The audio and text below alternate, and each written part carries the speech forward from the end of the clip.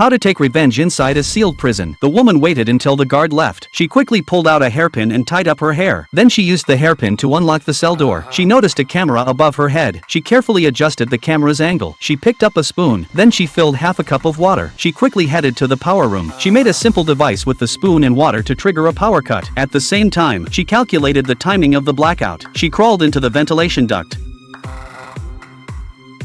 She quietly moved near the exhaust fan. She waited for the blackout to start. The next second, the power outage stopped the exhaust fan. The woman used the blackout window to safely get through the vent. At this time, a guard walked into the restroom. The woman suddenly appeared behind him. She struck him down with a kick. Then she used the guard's presence to bypass surveillance.